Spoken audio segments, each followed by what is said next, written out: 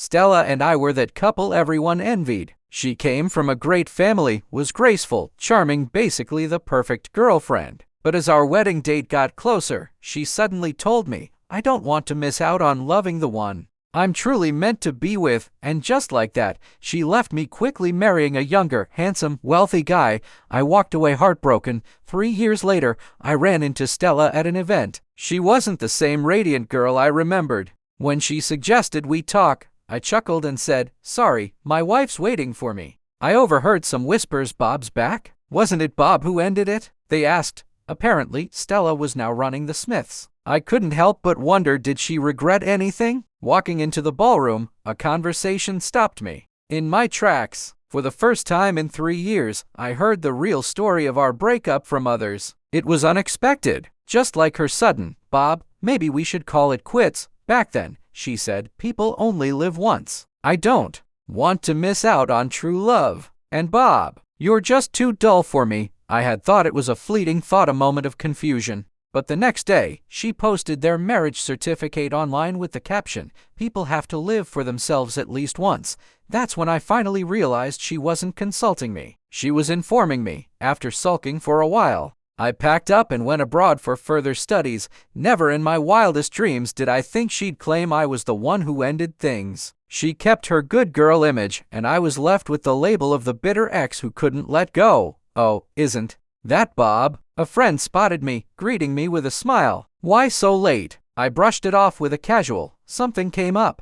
They circled around, making comments like, you look even more handsome now. With that physique, not becoming a model is such a waste. Now that Bob's a top architect, he's got that vibe and artist's aura. No ordinary guy can compare. I sensed the sarcasm and softly changed the subject. Then someone announced, Stella's here. I turned around. 3 years ago, she was a shining star in any crowd. Now, she looked weary. A buddy leaned in and whispered, Stella might be in charge now, but she's got some serious family troubles. I was about to ask more when Stella looked over. Our eyes met, and she hesitantly approached. Long time no see. I nodded coolly. Yeah, it's been a while. Our friends, sensing the moment, gave us space.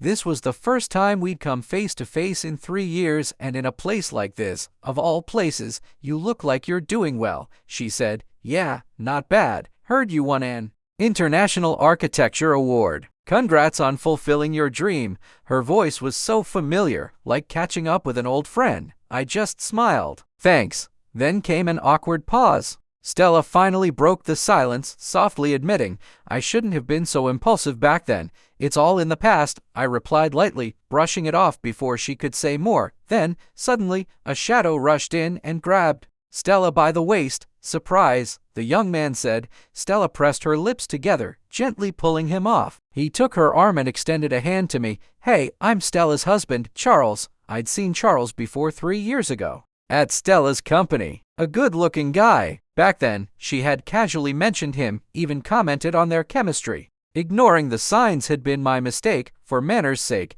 I shook his hand briefly. You two catch up, he said. I'll excuse myself. I walked off to the bathroom to gather my thoughts. There, I noticed an unread text. Hurry or I'll have to come find you. I replied, 10 more minutes, okay? A quick response came. Fine, but you owe me tonight. As I left the restroom, I passed an open lounge. I glanced in and saw Stella scolding Charles, her face tight with frustration. Why make a scene here? She chided. Go home. I've got other matters. Charles snapped back. Like what? Trying to rekindle something with Bob? I won't allow it, Stella. I've been with you since graduation, and this is how you repay me. Stella looked exhausted. There's nothing between me and him. Why can't you trust me? Charles pressed. You two have nearly 2 decades of history, and you expect me to believe there's nothing there? Yes, Stella and I had 20 years of memory, but that didn't matter against. I don't want to miss out. Charles knew her true colors. He couldn't trust her around me, but that wasn't my concern anymore. Back in the hall, my friends pulled me into conversation. Mid-chat, Stella rejoined with Charles in tow, of course. They sat across from me. The tension was thick. Suddenly, Charles pointed at my neck. Oh, did you hurt your neck? Instinctively, I reached up to cover it. No injury, but Charles wouldn't let it go. He pulled my hand away to inspect, revealing faint marks, clearly from some intimate activity. He glanced at Stella with a knowing look. Annoyed, I fixed my collar. Everyone around us adults, dignified guests judged Charles' behavior harshly, but he seemed oblivious. Bob, he said, it's been years since you and Stella. Any new girlfriends? I didn't even answer before hearing Stella hiss, if you keep messing around, I'll have you sent home immediately. Charles looked hurt. I just wanted to check on your friend, no harm meant. Stella's face went pale. Shut up. She looked like she wanted to apologize, but I stood up first. I've got things to do. I'm heading out. As soon as I reached the car, someone hugged me from behind. A clear, confident voice whispered in my ear, you're 1 minute late.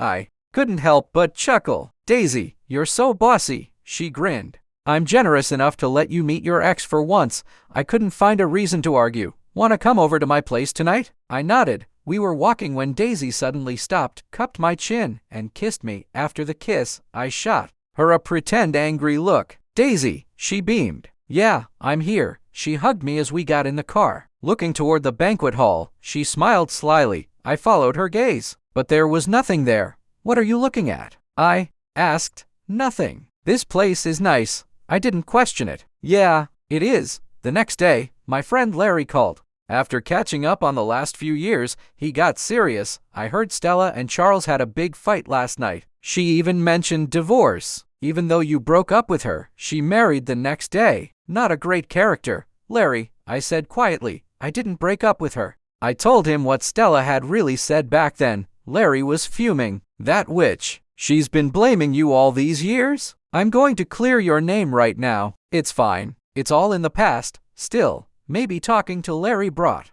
back memories of that night. The night Stella broke it off. I had made all her favorite dishes. She came home at p.m. Without even glancing at the table, she headed straight to the study. I called out, eat something before you get to work. I already ate, she said, but it was our anniversary. She had promised that morning she'd come home to have dinner with me.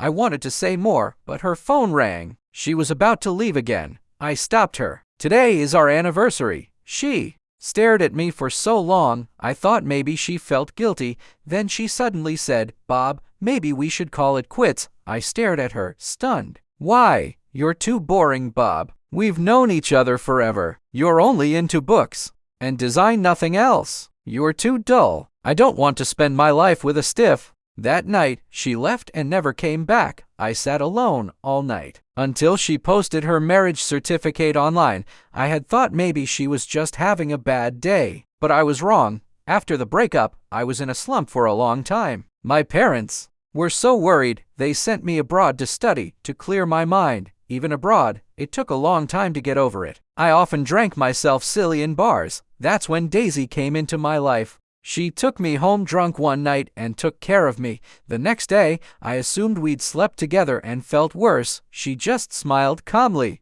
Daisy wouldn't take advantage of someone like that. I later found out her company was near my school. She often picked me up for meals. Naturally, we became friends. Crossing the boundary of friendship happened 6 months ago. After I won the International Design Award, I took her out to dinner to celebrate. On the way back, she turned to me and asked seriously, I've been after you for a while. Aren't you going to make it official? Looking at this woman, strong, capable, graceful, I impulsively said yes. When Stella had asked to meet, I was trying on a suit for a friend. I gave her the address of the shop. By the time she arrived, I had already changed into casual clothes. She suggested we sit somewhere across the street. Let's stay here, I said. If Daisy, the jealous type, found out I was alone with her, it'd be trouble. As I went to sit, a sharp pain shot up my thigh from where Daisy had bitten me earlier, leaving a very noticeable mark. I placed a soft pillow under me and asked, what's so important we need to meet face to face? Stella pulled out a small jewelry box. This belongs to you, she said, returning it. Inside was the proposal watch from years ago. I looked at her coldly. What's this about? It's your watch. I can't keep it. After a breakup, nobody holds on to proposal tokens. It felt like she was deliberately trying to upset me. I was livid and grabbed the water glass to drink. I don't know if I drank too fast, but I suddenly started coughing violently. Stella tried to help, but another hand beat her to it. Daisy's. No need, Stella, Daisy said coolly. My boyfriend just choked. He wasn't even eating. How could he choke? Stella frowned. He had a big cherry this morning, Daisy continued. Choked on it for 20 minutes before finally spitting it out. Stella looked puzzled at first, but then her expression tightened. Her fists clenched. She looked ready to snap. The two women stared each other down, neither backing off. Finally recovering, I told Stella, "Stella, keep it or toss it. It's up to you." Leaving the shop, I held Daisy's hand. "Don't be mad," I said. I didn't think she'd bring that thing. Daisy's jaw was tight. "You met her privately. But this is your turf. She's history. No future. No chance." Though Daisy still looked stern, the corners of her mouth betrayed a faint smile. I held her close. "Tomorrow's design show, I saved you a good spot. That's more like it," she said. At the design show, Stella showed up. Through the crowd, I spotted her being led to the seat I had reserved for Daisy. I wasn't sure if it was just me, but it looked like Stella gave Daisy a challenging smile. Daisy didn't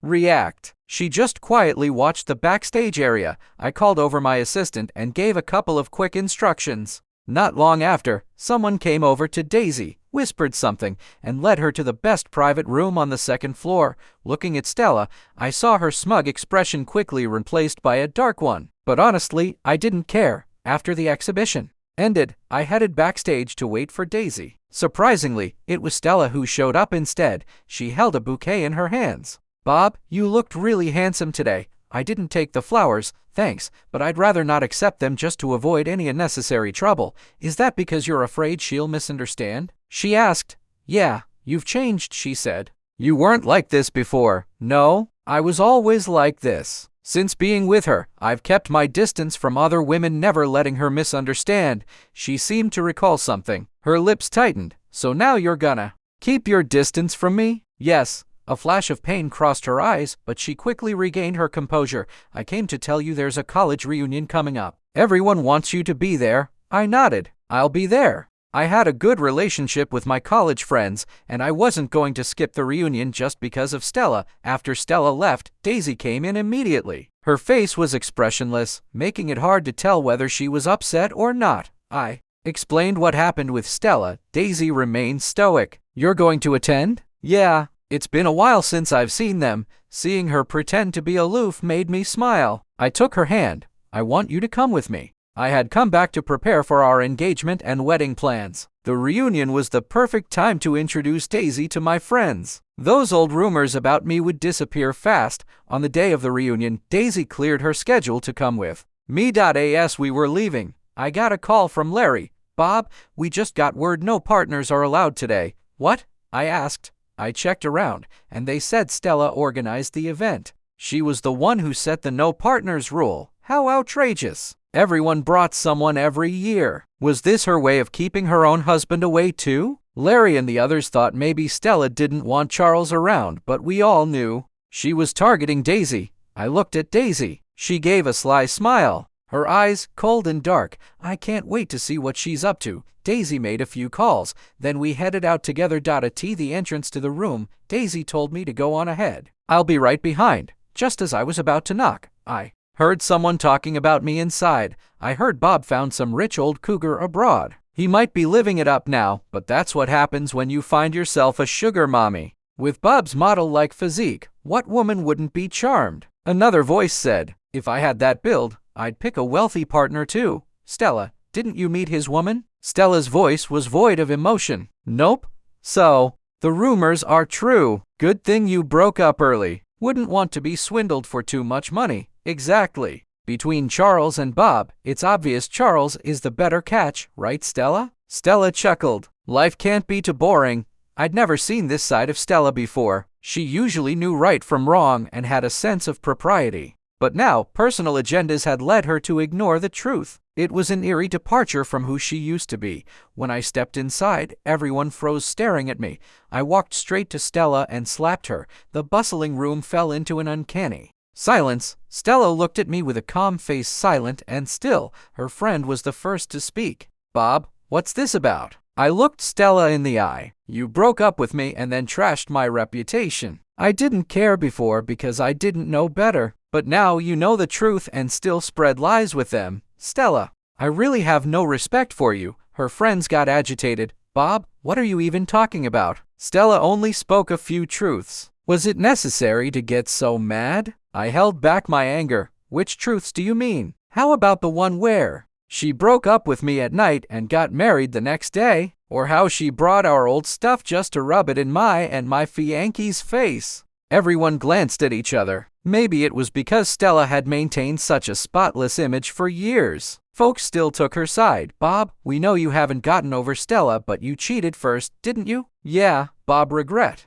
it all you want, but don't ruin other people's families. No matter what they said, I wasn't fazed. I just stared calmly at Stella. The tension in the room grew thick. Someone tugged at my sleeve, hinting I should just let it go. Finally, Stella spoke for the first time since I entered. Bob, let's not dwell on the past. Letting the words roll around in my head, I suddenly laughed out loud. Stella's eyes darkened. We've all gathered here. No point ruining the mood. Many years ago, I introduced Stella to my parents. Her faultless behavior made me proud in front of them. But once she left, my parents sat me down and gave me a heartfelt talk. Bob, she's too cunning. If things don't work out, she'll know exactly how to hurt you. Back then, I was head over heels for her. I didn't listen. I even reassured them, regardless of who she'd hurt, it wouldn't be me. Recalling that conversation now, it's painfully ironic. Looking at this two-faced woman in front of me, just as I was about to speak again,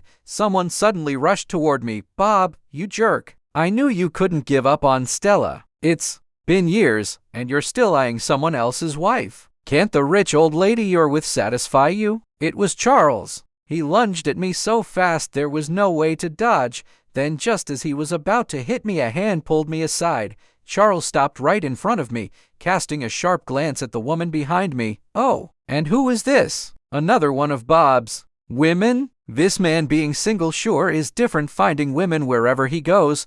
The woman he mentioned was nervously checking if I was hurt. I held her hand and turned to Charles, my tone a bit harsh. If you want to act out, pick a better time. This is our school reunion, so please don't make a scene. Charles' expression shifted as he turned to Stella, who didn't seem all that interested in kicking him out. Then he laughed awkwardly. But my wife planned this whole thing. What can I do? If you don't like it, you're free to leave. Larry's voice cut in right on time. Yeah, Stella organized it, and she specifically said no partners allowed. How come nobody else brought theirs but you did? What did she bring us all here just to show off with you? That comment struck a nerve. Some of the guys who already didn't like Charles started nodding, sensing the mood turning against them. Charles scrambled to explain. I didn't mean that. He stammered, but his voice faded. He finally turned to Stella for help, but her face had already darkened with anger.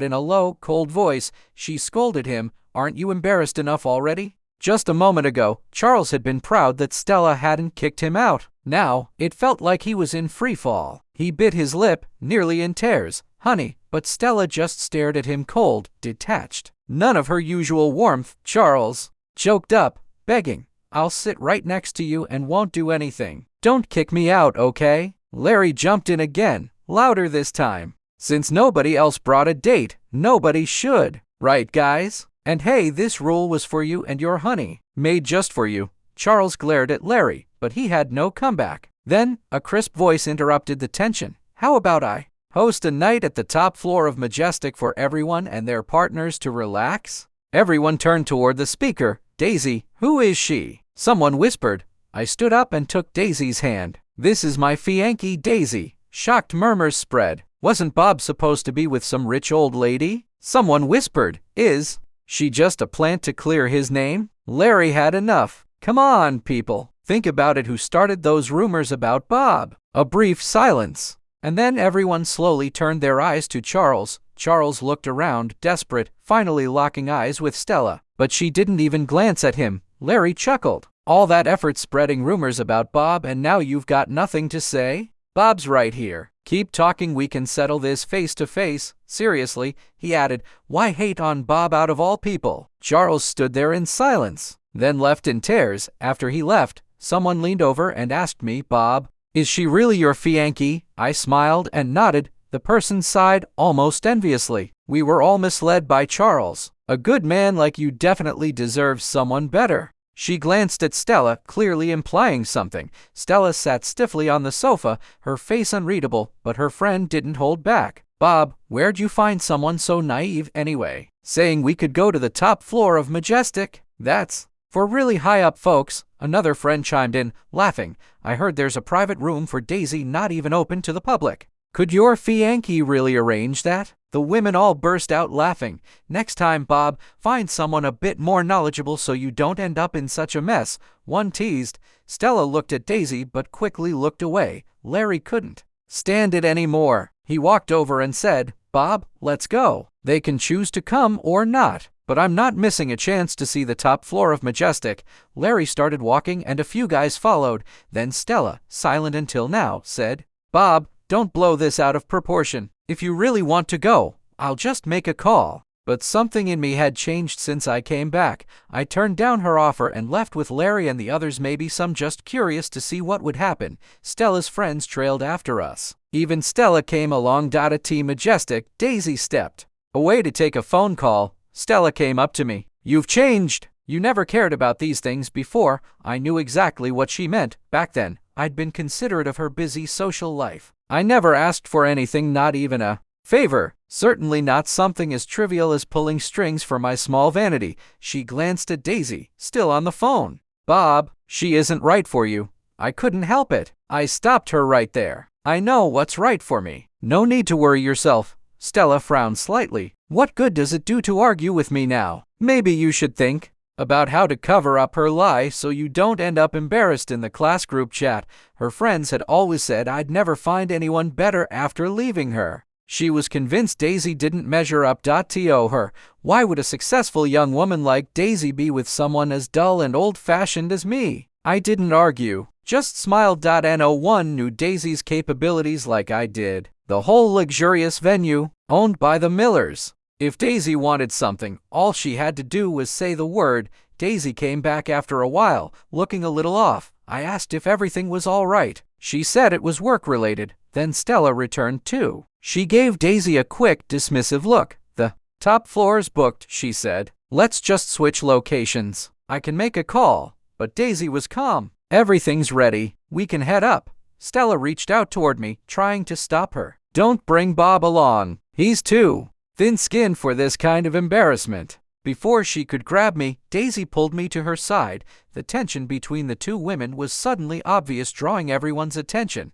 Stella's friends caught on and started mocking Daisy. I knew it, one said. How could someone without power or influence get to the top floor? Now everyone was watching. Someone suggested, Stella, don't you know Susan? Call her. Maybe she can get us access. Suddenly, Susan appeared, maybe due to Stella's call. But instead of walking over to Stella, she headed straight for Daisy. She bowed slightly. I'm sorry for keeping you waiting. Let me take you up now. Stella's friends looked stunned. Susan must have mistaken her for Stella. Susan finally looked at Stella with a brief nod. But then she turned back to Daisy and said clearly, the top floor is reserved for Miss Daisy. It hit them. Daisy had been overseas for years, so her connection to the Millers wasn't well known locally. The revelation soured the rest of the night for Stella and her group. Meanwhile, people like Larry enjoyed every second of it, mocking them until the reunion ended. After the party, Daisy began stepping into her family's business. Even with her busy schedule, she always found time to message me and send little surprises.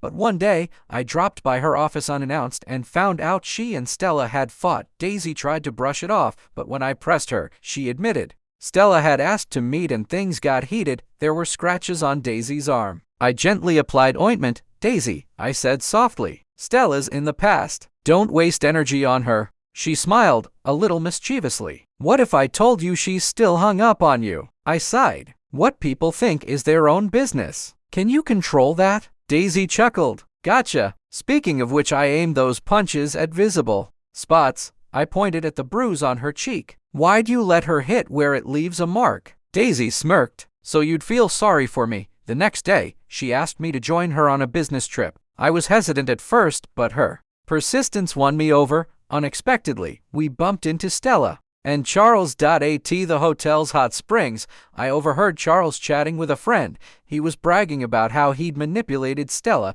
taken credit for sabotaging my relationship, even stolen the money I'd saved for her. He laughed about it, called me boring, dim-witted. After hearing that, I finally understood Stella's real view of me. Turns out, she hadn't been telling me everything. But if she looked down on me so much, why did she keep coming back after I returned to the country? After a business trip, I grabbed a box from the corner of my study. It held all my memories with Stella. It had been collecting dust ever since I moved abroad. If it hadn't been for Charles's words, I might never have opened it. Inside were an old phone and a few memory cards. I tossed the rest. The cards were intact, and the phone still powered up after charging. I downloaded everything from the memory cards, and then I dialed a number. The next morning, loud noise woke me up. The Smiths were in the living room, making a scene and demanding answers. As I got ready and headed downstairs, Stella's parents grabbed my hands. "Bob, let it go," they said. "Don't hold it against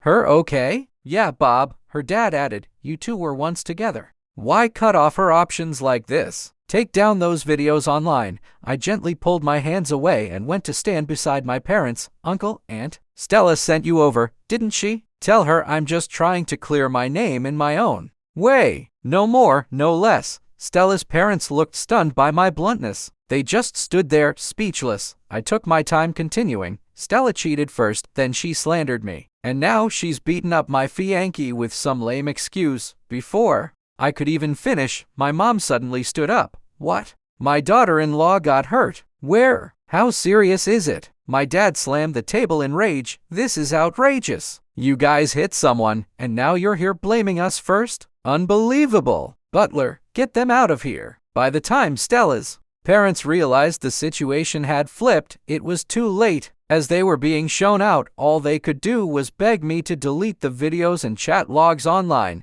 Funny thing is, I hadn't even known about those chats and videos until Charles told me. He called me a fool for trusting Stella so much and for never checking the surveillance footage. If I'd watched just any day's video, I'd have seen all their sneaky escapades. He also mentioned that the old phone was used specifically for his flirty exchanges with Stella, though she always told me it was her work phone. Stella probably never imagined that her perfect lover would be the one to expose everything. After we kicked them out, my mom, who had always adored Daisy as her future daughter-in-law, was furious. "Your daughter likes to stick her nose where it doesn't belong. Why not have her clean up her own mess? Why drag us into it?" After Stella married Charles in a rush, I hit a rough patch. My parents had even gone to ask Stella to visit me back then. And what did they say? "Our daughter is so extraordinary. She never lacks male company. If she had to clean up after every breakup, when would she get any work done? Your son had 2 years with our daughter. Didn't he benefit from her too? Your son's quite handsome, shouldn't be hard to find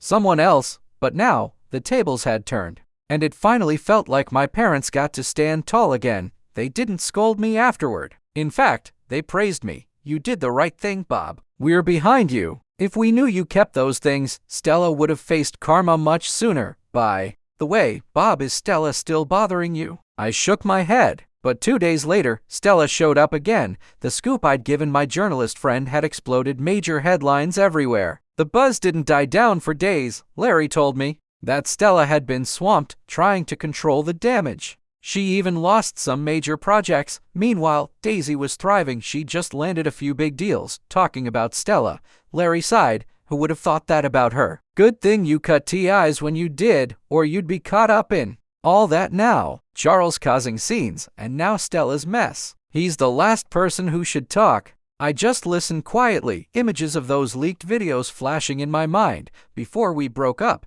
Stella had snuck Charles into our home on the couch I picked out. They made out like it was theirs. Behind my back, they played house in my place. And during those late nights, she claimed she was working. She was on the phone with him all night. Yet not once did I ever doubt her. That one day, I was stuck at the studio working late. When I came down, there she was leaning against a car by the road, cigarette butts scattered at her feet. As soon as she saw me, she walked over. Up close, I realized Larry's description of her had been too gentle. Stella looked completely wrecked. Her clothes, usually so pristine, were wrinkled. Her hair was a mess. There were deep bags under her eyes. She obviously hadn't slept in a long time. "Want to talk?" she asked. "No," I replied. "My fiancé's waiting for me." She pinched the bridge of her nose. "Did you release those videos and chat logs? Did it have to be so ruthless?" I took a step back, putting space between us. "It's not about being ruthless. I just want justice for myself." Her face darkened. "Do you realize what you've released could ruin me?"